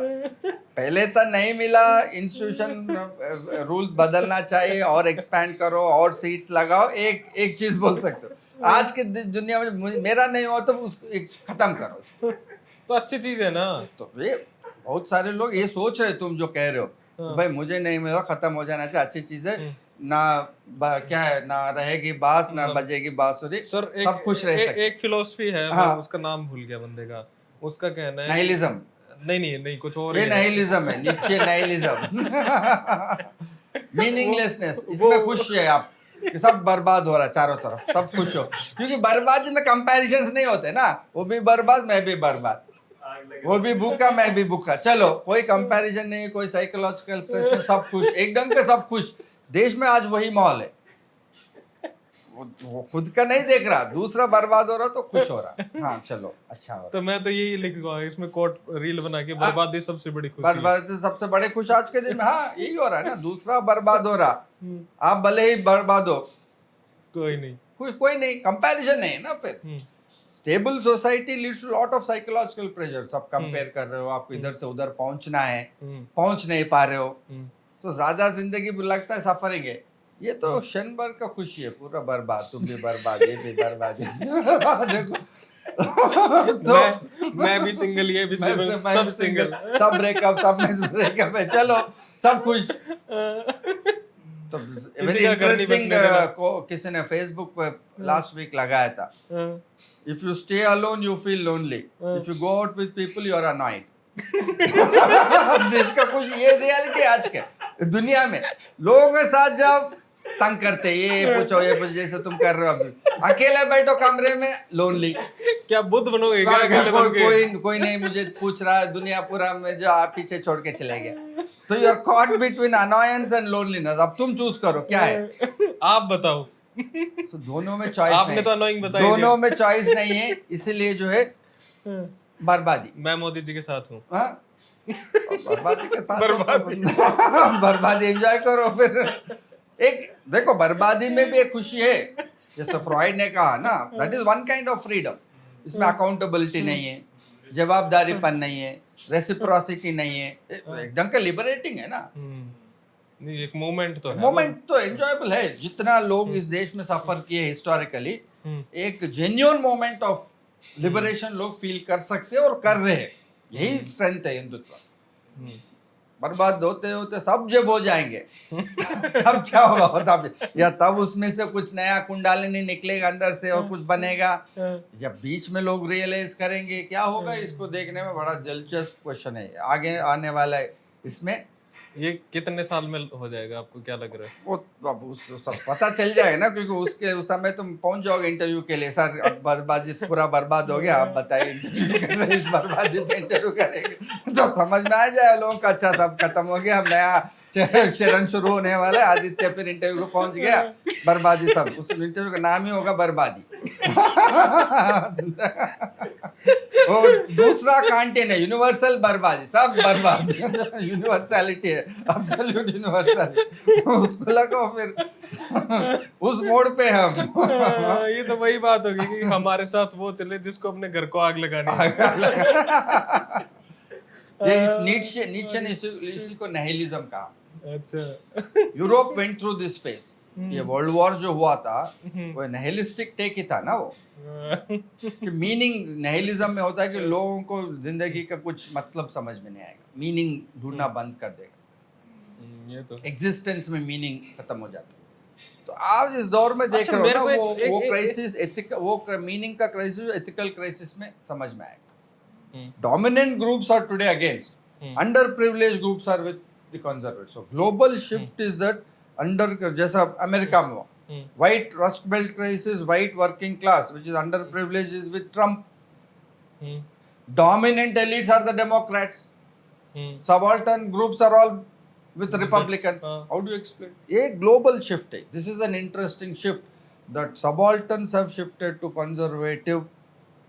Elites are the ones who are constitutional and progressive. तो इसी में जो है हम जो तीनों डिबेट कांट नीचे का जो हमारा एनलाइटनमेंट एक क्लैरिटी देता है कि भाई ये क्यों हो रहा है, क्यों कांटियन काम नहीं किया तो प्रैग्मेटिज्म, चॉम्स्की आइडियलिज्म काम नहीं तो फुकोलियन पावर स्ट्रगल्स, गुड लाइफ जो हानित का है उसको ढूंढ रहे लोग।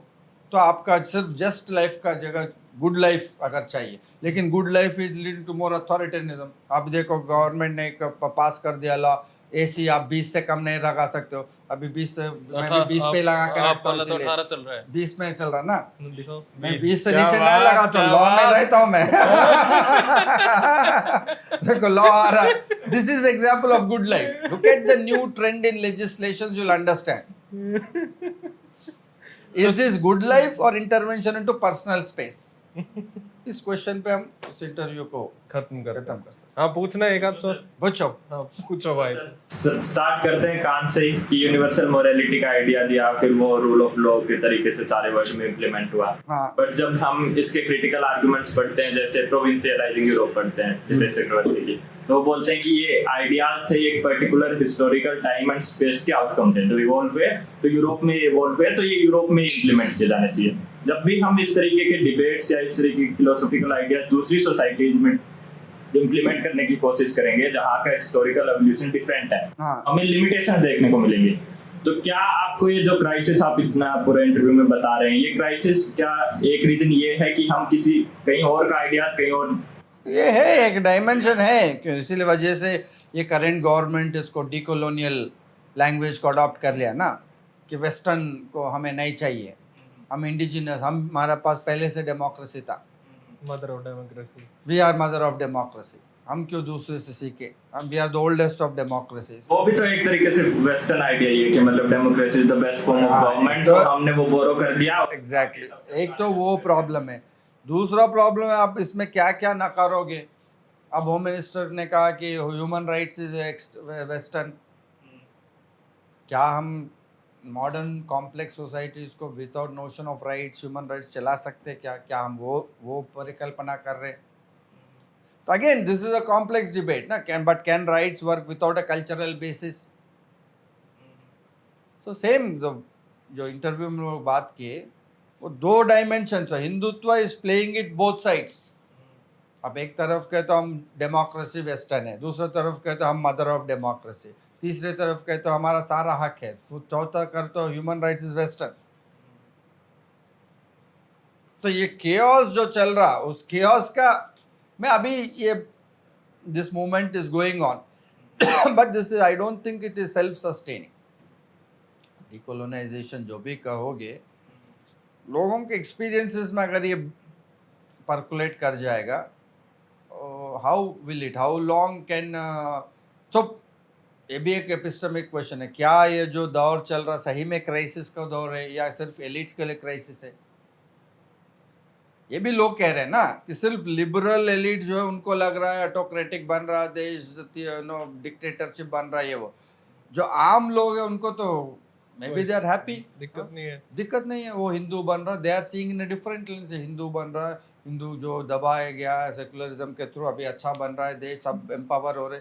लोग सोच सकते हैं, ये भी सोच सकते हैं ये दौर लंबा चले, इसका पूरा पॉसिबिलिटी दिख रहा है मुझे। और सर जैसे आपने अभी सेकुलरिज्म का नाम लिया और आजकल काफी डिबेट भी चल रहा है सेकुलरिज्म सोशलिज्म का, तो सेकुलरिज्म का जो बेसिक प्रीमाइस है, जो आइडिया एक तरीके से आया था, उसमें ये था कि जो मोरल वैल्यूज हैं वो रिलीजन से ड्राइव नहीं होने चाहिए, मोरल वैल्यूज का बेसिस अलग होना चाहिए, जैसे कान का भी वो डिबेट है। हाँ, जो मोरल वैल्यूज हैं वो रिलीजन से ड्राइव नहीं होने चाहिए। तो आज के कॉन्टेक्स्ट में हम जो सेकुलरिज्म, सूडो सेकुलरिज्म और ये डिबेट देख रहे हैं, इसमें आप मोरल वैल्यूज का मतलब ओरिजिन किस तरीके से देखते हैं? क्योंकि ये बदला जा रहा है कि मतलब मोरल वैल्यूज को ट्रेस किया जा रहा है हर एक रिलीजन से। इंडिया में जैसे हिंदुइज्म से कि हमारे पुराना वैदिक रिलीजन था, वो चेंज आ गया है ना पूरा। Not only India, every country including America now from religion they are also talking about civilizational values which are essentially cultural.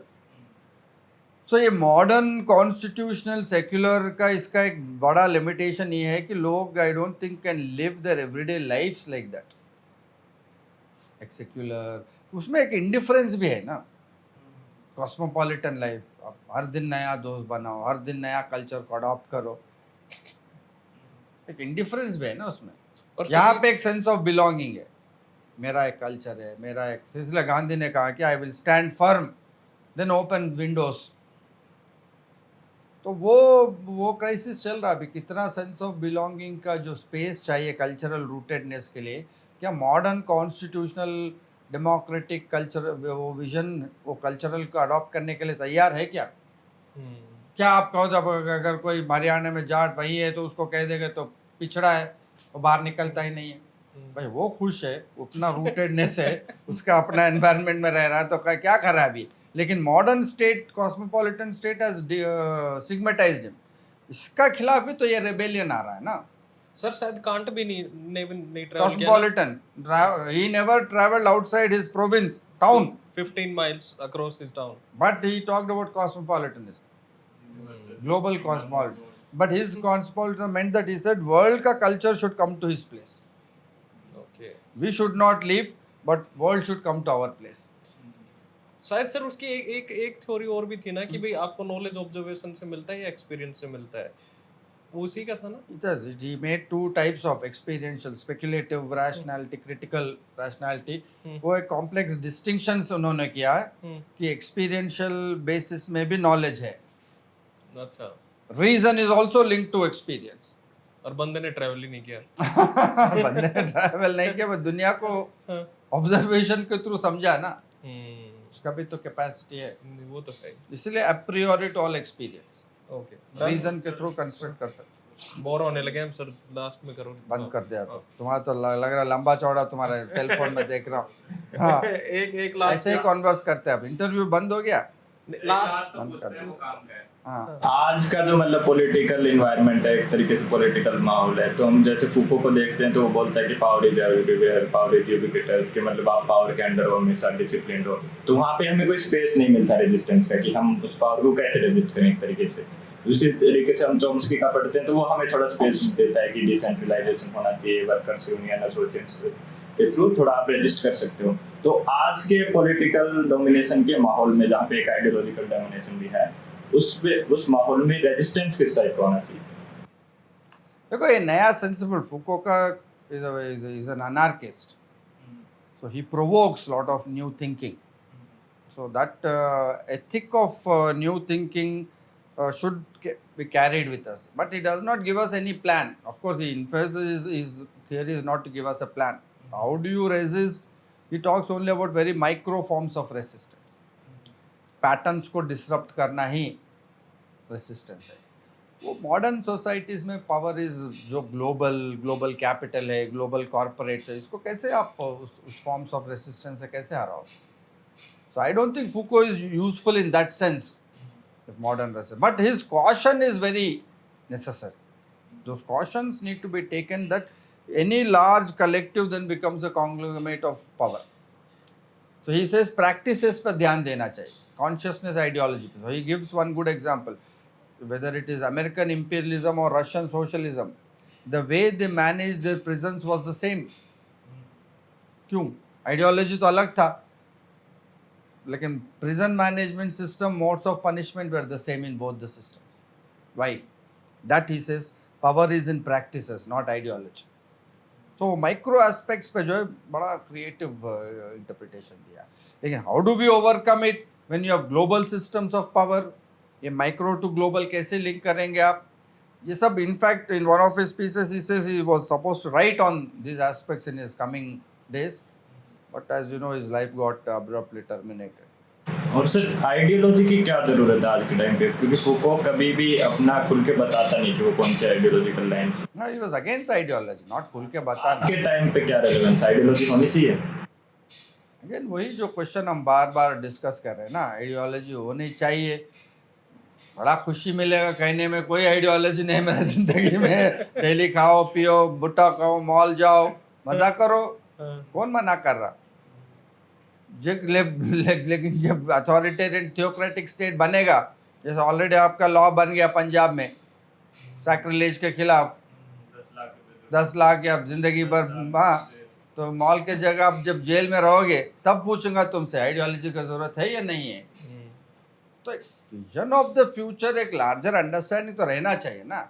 ये बार बार कहना कि कोई भी लार्जर सिर्फ पावर है, बिना अंडरस्टैंडिंग के आप जाओगे, you will not be able to. जैसा farmers could resist because they have an ideology, उसको आइडियोलॉजी को जो है एक अंडरस्टैंडिंग था, तभी तो they could push back the state, those 3 formulas। अगर उसको कोई अंडरस्टैंडिंग नहीं रहता, वो कैसे प्रेडिक्ट कर पाए कि भाई ये लॉ आने से इम्पावरिशमेंट होगा, लैंड चले जाएगा, बड़ा कॉर्पोरेट्स आएंगे, दाम गिर जाएगा? How did they know all this? हुआ तो नहीं ना। What was their understanding? Because they understood what is corporate capital, they understood what is happening with global capital। तब ये तो आपका समझ में आया, तभी तो रेसिस्टेंस मिला। तब उसको, उस अंडरस्टैंडिंग को आप अगर आइडियोलॉजिकल कहो तो वहाँ तो अच्छा काम किया ना वो आइडियोलॉजी। तुम लास्ट कहते हो, तुम्हारा लास्ट आ नहीं रहा तुम्हारा। हाँ नहीं डिसेंट, ये डिसेंट नहीं, ऑपरेशन नहीं है। बांध के रख के 3 घंटे डिसेंट तुम्हारा हो रहा, मेरा तो ऑपरेशन हो रहा है। एक ये भी फूको वार्न करता है कि मतलब जब भी हम प्रोलेटेरिएट्स को पावर देने की बात करते हैं, सबाल्टर्न्स को रिप्रेजेंटेशन देने की बात करते हैं, तो हमेशा एक पॉसिबिलिटी होती है कि पावर रिलेशंस डेवलप हो जाए और जो सबाल्टर्न कैटेगरी है उसी में से एक नए एलिट्स बन जाए। तो वो हम उसको हम कैसे ओवरकम कर सकते हैं कि वो पावर परकुलेट हो? कि वो इसलिए फूको का वही है ना, बहुत स्टेलर उनका जो वार्निंग्स है वो बहुत सीरियसली लेना चाहिए। लेकिन सोसाइटी इसके अलावा किस ढंग से चेंज होगा? जैसे अगर सबाल्टर्न में एक नया एलीट आके वही काम करेंगे, दोबारा वही काम कर रहा है, तो this is a question we have to think, right? It's not that we have an alternative. So Foucault himself does not have an alternative, but his provocation is the right provocation. वो ये भी कहता कि intellectuals को programme नहीं देना चाहिए. Intellectuals का काम यही नहीं कि नया ऑल्टरनेट सोसाइटी का परिकल्पना है. लेकिन बिना यूटोपिया के क्या मोबिलाइजेशन पॉसिबल है? पर उसकी बात भी तो ठीक है कि हर रोज नया नया नया, रुक जाओ यार कहीं तो. और यूटोपिया कैन बी ऑप्रेसिव, ये भी सही है. So this is the complex है. इसीलिए यू नीड फिलोसफी, इसीलिए you need place like JNU. भले ही कितना भी आदित्य जैसे लोग आके इस पर हमला करने की कोशिश करें, हम इसको प्रिजर्व करेंगे, क्योंकि इसलिए आप लोग आके इंटरव्यू कर पा रहे हो. अभी भी देश में ये हाल है, फिर भी हम यहाँ बैठ के सब क्वेश्चंस बात कर पा रहे. तो भले ही आप JNU का गाली दो, आपको भी बेनिफिट नहीं, आपको इंटरव्यू मिलेगा सिर्फ JNU वालों से. आदित्य जैसों को देख के JNU प्रेरणा ले रहा है इस शासन में चलते रहने की भी. Okay, चलो, थैंक यू आदित्य. एक ऐसे पूछ ले, ऐसे पूछ लो तो मन कर दे, ऐसे बात करते हैं. सर इसका पूछ ऐसे मैं फिलोसफी का स्टूडेंट नहीं हूँ, तो मेरे को बहुत ही कम नॉलेज है फूको है इन सब की. मेरे को भी कम है. बट मैं एक फिलोसफी बिलीव करता हूँ, वो है कि religion was born to give hope. सिर्फ और एक अल्टीमेट रियलिटी को एस्केप करने के लिए, that is what that death को हम एस्केप करें, बीमारी को एस्केप करने के लिए रिलीजन बॉर्न हुआ था. पर और ये ओवर द ईयर ये सेम रहा. बेसिक प्रिंसिपल कोई भी रिलीजन का यही है कि हार्ड टाइम में होप देना. तो but in today dharma is used as a political tool. अब हार्ड टाइम में होप नहीं दे रहा, रिलीजन हार्ड टाइम बना रहा है. तो उस समय क्या रिलीजन को क्रिटिक करने का रिसोर्सेस क्या रिलीजन में है? That is a relevant question of our times. So हम ये देखते हैं कि अब जो हमारे फ्यूचर में सोसाइटी क्या अभी जैसे जितनी रैडिकल हो रही है या और होगी, और जैसे हम अमेरिका को देखते हैं, वो भी एक बहुत फॉरवर्ड सोसाइटी है, बट वो रैडिकलाइज हो रही है. तो ये क्या इंडिया के कॉन्टेक्स्ट में भी ऐसे ही होगा? देखो, इसमें ये रेडिकलाइजेशन ये एक सेक्युलर एलीट का व्यू है. लोग अगर रिलीजन के साथ रहना चाहते हो तो उसमें अपने आप में कोई दिक्कत नहीं है ना. भगवान में विश्वास करने में भी कोई गलती नहीं है. और भगवान को उस इमेजिनेशन से कल्चरल लाइफ अगर आप उसको लीड करना चाहते हो, सही गलत का एथिकल डिस्टिंक्शंस करते, अपने आप में उसमें कुछ खराबी नहीं है. Unnecessary overreach of secular state has created this modernist crisis. Religion क्या है भाई? जब तक आपका इंटर, तो problem is not with religion, problem is should we mix religion with state. वो डेडली हो जाता है. वो प्रॉब्लम है ना. लेकिन अगर कोई ऐसा रेजिम आके कह देता है कि हम आपके रिलीजियस एथिक्स से ही मॉडर्न स्टेट चलाएंगे और लोग उस पे हावी हो जाते, फिर आपका डेमोक्रेटिक लॉजिक तो कहता है कि you have to listen to people. और वो थियोलॉजिकल स्टेट हो जाएगा. तो थियोक्रेटिक से डेमोक्रेटिक प्रोसेस थ्रू ही एक थियोक्रेटिक स्टेट बन सकता है. फिर उस प्रोसेस को आप किस नजरिए से कंडेम करोगे? That has to be only through Kantian universal morality. वो एक्सटर्नल हो जाता है. थियोलॉजिकल स्टेट में डेमोक्रेसी का क्या मतलब है? फिर कोई मतलब नहीं बनता है ना. फिर तब what should be our critique? These are all complex questions of our times which you have to keep Okay. dialogue.